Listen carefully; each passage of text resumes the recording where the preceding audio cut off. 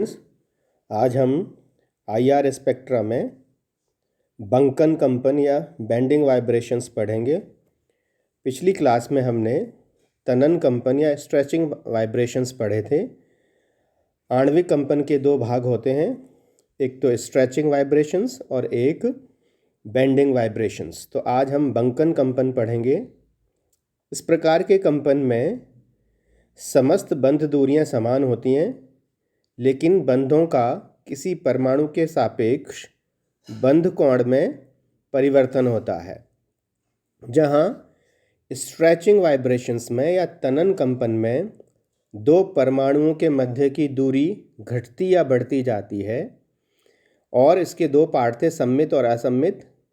तो इस प्रकार तनन कंपन में जहां दो परमाणुओं के मध्य की दूरी बढ़ेगी या घटेगी, जबकि बंकन कंपन में बंध दूरियां तो समान होती हैं लेकिन बंध कोण में परिवर्तन होता है। तो इन दोनों में मुख्य रूप से अंतर ये है। तो आणविक कंपन के दो भाग, एक तनन कंपन और एक बंकन कंपन। तनन कंपन के भी दो भाग, एक सममित और असममित, मतलब परमाणुओं की दूरी बढ़ेगी या घटेगी, और बंकन कंपन में बंध दूरियां समान और बंध कोण में परिवर्तन होता है।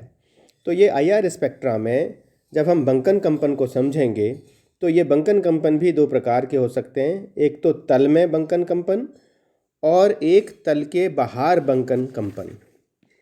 तो जब तल में बंकन कंपन हो रहा है या बेंडिंग वाइब्रेशंस हो रहे हैं, तो ये तल में बंकन कंपन इन प्लेन बेंडिंग वाइब्रेशंस में दो तरह के हो सकते हैं वाइब्रेशंस। पहला, कर्तरीयकरण अर्थात कैंचीनुमा कंपन। जिस तरह से हम कैंची को चलाते हैं, सिज़र को चलाते हैं, तो इसको सिज़र लाइक वाइब्रेशंस कहते हैं, सिज़र लाइक मोशंस कहते हैं। और इस प्रकार के कंपन में परमाणु के बंध उसी तल में रहते हुए कैंचीनुमा गति करते हैं और इसीलिए इसे सिजरिंग वाइब्रेशंस या सिज़र लाइक मोशन कहते हैं। तो ये डायग्राम 31 में ये कंपन दिखाया गया है। CH2 के एग्जाम्पल से ये बिल्कुल साफ दिख रहा है कि एक बार अंदर की तरफ कंपन होते हैं और एक बार बाहर की तरफ होते हैं, और इस प्रकार ये पहला वाला मतलब तल में बंकन कंपन का पहला फॉर्म कैंचीनुमा कंपन कहलाते हैं। इसके बाद में दूसरे तरह के इसी तल में बंकन कंपन में बेंडिंग वाइब्रेशंस में संदोली कंपन या रॉकिंग कंपन, रॉकिंग वाइब्रेशंस, और इसका शानदार एग्जाम्पल है पेंडुलम। जिस तरह से एक वॉच होती है, दीवार घड़ी, और उसमें पेंडुलम होता है, वो अपने ही अक्ष पर बाएं या दाएं तरफ से मूव करता है या दोलन करता है। तो इस प्रकार के कंपन को हम रॉकिंग वाइब्रेशंस या संदोली कंपन कहते हैं। इसके बाद में ये वाला जो संदोली कंपन है, ये डायग्राम 32 में दिखाया गया है और जैसा कि आपको कंटेंट में भी दिख रहा है। इसके बाद में तल के बाहर कंपन। ये तल के बाहर कंपन में भी दो प्रकार के कंपन होते हैं। इसमें बंकन कंपन में कोई अणु या परमाणु समूह के परमाणु कंपन करते हुए तल के बाहर निकलते रहते हैं। तो इस प्रकार के कंपन भी दो प्रकार के होते हैं, एक तो वेजिंग वाइब्रेशंस मतलब अभिदोलन कंपन, और दूसरा ट्विस्टिंग वाइब्रेशंस, जैसे ट्विस्ट करते हैं वैसे है ये ट्विस्टिंग वाइब्रेशंस होते हैं, और एक होते हैं वेजिंग वाइब्रेशंस। तो इस अभिदोलन कंपन में ये ध्यान रहे, हम एक लोहे का गेट जिस तरह से बाहर और अंदर खुलता है, उसी तरह से यहाँ पर परमाणु भी कंपन करते रहते हैं। तो जो गेट है, लोहे का गेट है, जो अपन मेन गेट होता है, अगर वो अंदर और बाहर की तरफ है और दीवार के सापेक्ष कंपन करता है, तो इस तरह के कंपन को अंदर व बाहर दोनों ओर खुलता है, इस तरह के कंपन को हम अभिदोलन कंपन कहते हैं। और जो ट्विस्टिंग वाइब्रेशन होता है, इस प्रकार में असममित प्रकार का है, ये पहले वाला सममित प्रकार का था। इस प्रकार के कंपन में समूह के सिरे वाला एक परमाणु तल के ऊपर की ओर गति करता है और दूसरा परमाणु ठीक उसी समय अणु के तल के नीचे की ओर गति करता है। तो इस प्रकार से ये ट्विस्टिंग वाइब्रेशन होता है। तो हम IR स्पेक्ट्रा में जब मॉलिक्यूलर वाइब्रेशंस पढ़ते हैं तो दो प्रकार के कंपन, एक तो तनन और एक बेंडिंग, स्ट्रेचिंग और बेंडिंग।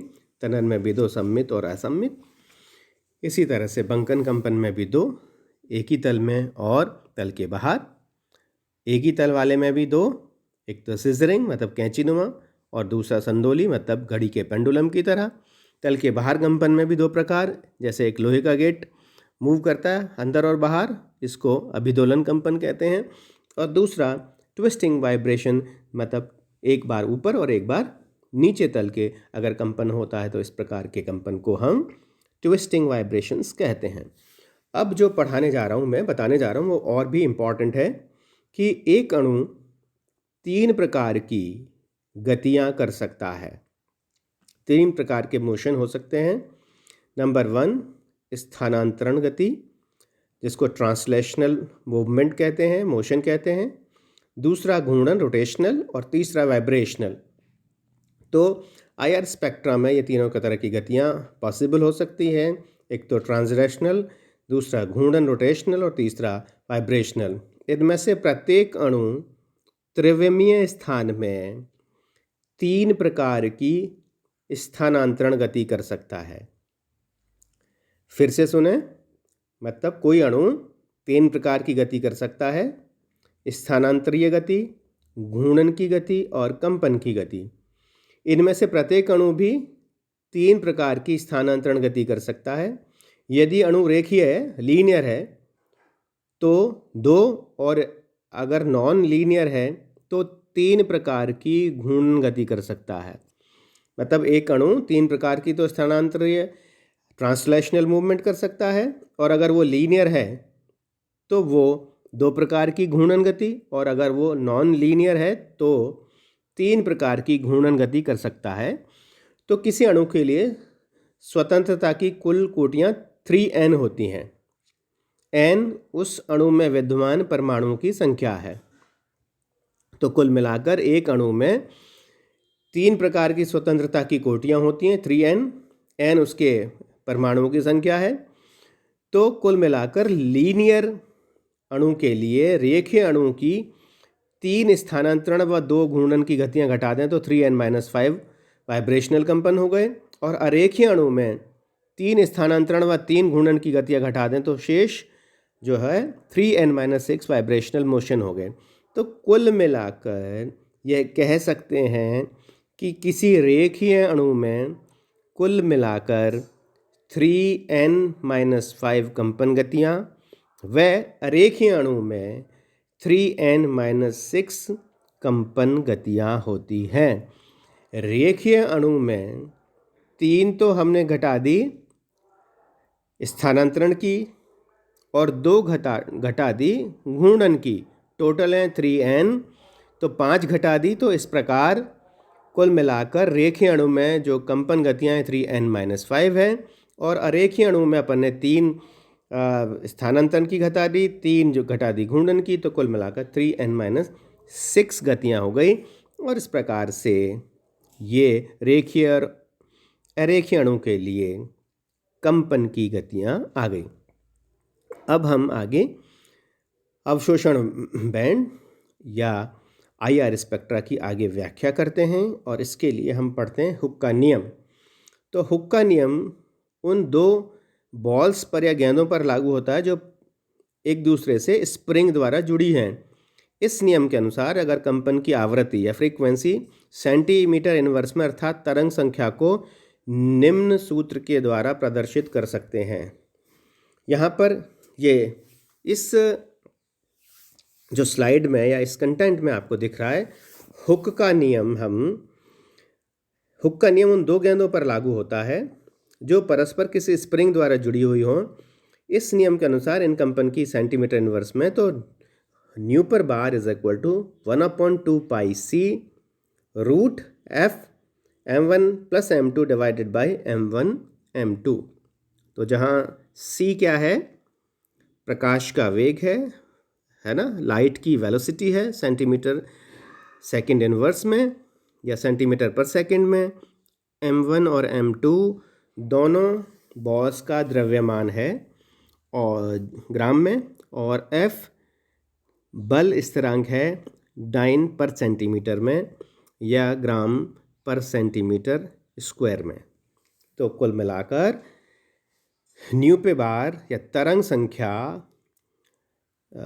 का मान होगा 1/2 पाई सी root F m1 + m2 upon m1 m2।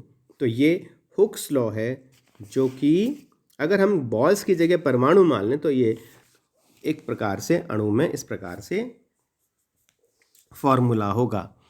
तो यहाँ पर एक अगर हम इसको न्यूमेरिकल एग्जाम्पल से समझेंगे अगले क्लास में, और हुक के नियम की व्याख्या करेंगे, और हम बताएंगे कि किस प्रकार ये अणुओं पर IR स्पेक्ट्रा में लागू होता है।